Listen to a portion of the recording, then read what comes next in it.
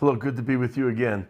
I want to continue to looking at what Peter gave his advice by the Holy Spirit to believers that were going through a hard time and a fiery ordeal.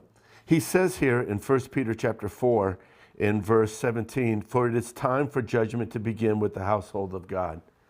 So we think about Peter writing this verse 2,000 years ago.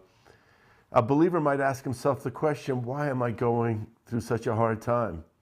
Why, if I'm part of this great brand new movement of Christianity, am I going through a trial when it feels as though my neighbor is suffering nothing?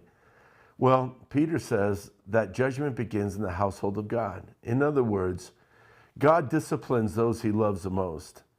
He doesn't discipline someone else's children. In the same way, we could say our own household.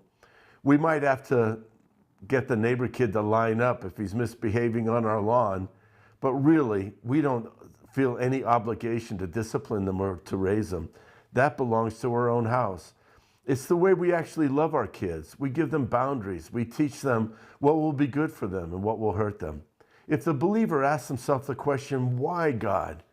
Why me? Why is it so hard? Peter just says, judgment begins in the household of God. In other words, if God's going to do anything on the earth, he'll first make sure that his sons and daughters are in line with him.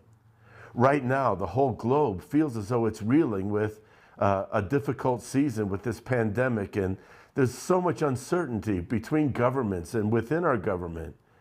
Yet at the same time, the Lord would remind us that the judgment will always begin in the household of God. You might say, Lord, it's already a troubled world. Why now? Why this struggle for me? The Lord is saying it's because I love you. I'm working in you. And I'm going to do something on the earth today. I don't want you to be caught up in the ultimate judgment of mankind.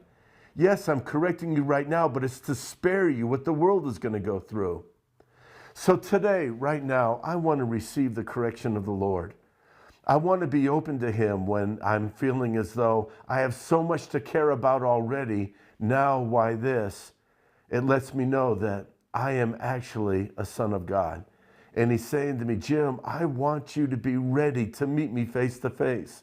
So I embrace trouble in the same way I embrace blessing. And I just realize that God is watching over me. He cares about every detail, and he loves me so much that he wants me now to be conformed to the image of Jesus Christ. So when I